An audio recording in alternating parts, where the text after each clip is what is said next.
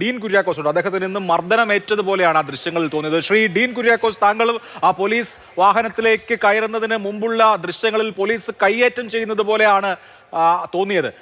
ഡൽഹി പോലീസിന് ഒരു പാർലമെന്റ് അംഗത്തെ മനസ്സിലാകാത്തതാണോ അതോ മനഃപൂർവ്വം ആക്രമിച്ചതാണോ?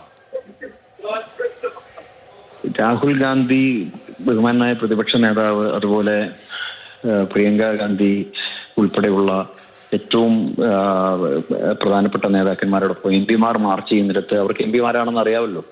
സ്വാഭാവികമായിട്ട് എം പിമാരാണെന്ന് അറിയാം. ഇപ്പൊ അവസാനം രാഹുൽ ഗാന്ധി വരെ അറസ്റ്റ് ചെയ്തു എന്നുള്ള വാർത്തയല്ലേ വരുന്നത്. അതെ. അപ്പൊ ഏതായാലും ഈ കാര്യത്തിൽ അതിശക്തമായ പ്രതിഷേധവുമായി ഞങ്ങൾ മുന്നോട്ട് പോകും. അതിന് ഏതറ്റം വരെയും. കാരണം രാജ്യത്തെ ചെറുപ്പക്കാർ, വിദ്യാർത്ഥികൾ അവരെല്ലാവരും തെരുവിലാണ്. അപ്പൊ പാർലമെന്റ് നടപടികൾ 2 ദിവസമായി, ഇന്നലെയും ഇന്നും ശക്തമായ പ്രതിഷേധം പാർലമെന്റിനകത്ത് ഞങ്ങൾ നടത്തിയിട്ടുണ്ടായി. ഇന്ന് പാർലമെന്റ് പിരിഞ്ഞതിന് ശേഷമാണ് പ്രധാനമന്ത്രിയുടെ വീട്ടിലേക്ക് ഇത്തരത്തിലുള്ള ഒരു മാർച്ചുമായി കടന്നു വന്നിട്ടുള്ളത്. ഈ സമരവുമായി ഞങ്ങൾ മുന്നോട്ട് പോകും. എന്നിട്ട് ഞങ്ങളെ ഉൾപ്പെടെയുള്ള എല്ലാ ആളുകളെയും മർദ്ദിക്കുകയായിരുന്നുണ്ടായിട്ടില്ല. പക്ഷേ ആ മർദ്ദനത്തിലൊന്നും ഞങ്ങൾ പുറകോട്ട് പോകാൻ തയ്യാറല്ല. ഞങ്ങൾ ഇനിയും ശക്തമായ പ്രതിഷേധം. ഞങ്ങളിപ്പോഴും പോലീസ് ക്യാമ്പിലാണുള്ളത്, കിങ്സ്വേ പോലീസ് ക്യാമ്പിലാണുള്ളത്. മറ്റ് എം പിമാർ ഒപ്പമുണ്ടോ ശ്രീ ഡീൻ കുര്യാക്കോസ്? ഇപ്പൊ ഏത് പോലീസ് ക്യാമ്പിലാണെന്നാണ് പറഞ്ഞാൽ കേട്ടില്ല. കിങ്സ്വേ പോലീസ് ക്യാമ്പ്, ഇവിടുത്തെ ഡൽഹി ഔട്ടറിലുള്ള ഒരു പോലീസ് ക്യാമ്പാണ്. സ്ഥിരമായി എം പിമാരെ എല്ലാവരെയും ഇങ്ങനെ പ്രിവെന്റീവ് ഡിറ്റൻഷനിലൊക്കെ കൊണ്ടുവരുന്നത് ഈ ക്യാമ്പിലേക്കാണ്. ഞങ്ങളിവിടെ 11 എം പിമാരാണ് ഇവിടെ ഇപ്പോൾ ഉള്ളത്. വിട്ടയക്കുന്ന കാര്യത്തിൽ എന്താണ് പോലീസ് പറയുന്നത്?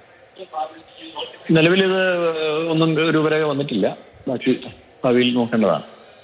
ഒപ്പം ആർക്കെങ്കിലും പരിക്ക് ഉണ്ടോ? അപ്പൊ താങ്കളും പോലീസും തമ്മിൽ ഒരു ഉന്തും തള്ളും നടന്നിരുന്നു. മറ്റ് ശാരീരികമായ ബുദ്ധിമുട്ടുകൾ എന്തെങ്കിലും ഉണ്ടോ?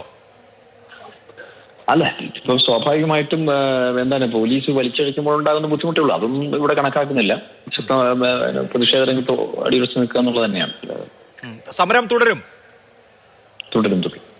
തീർച്ചയായിട്ടും. വളരെ നന്ദി ശ്രീ ഡീൻ കുര്യാക്കോസ്. അദ്ദേഹം പോലീസ് ക്യാമ്പിലാണ് ഇപ്പോൾ ഉള്ളത്. നേരത്തെ ആ ദൃശ്യങ്ങൾ കണ്ടിരുന്നു. അദ്ദേഹവും പോലീസും തമ്മിലൊരു ഉന്തും തള്ളും തന്നെ ഉണ്ടായി.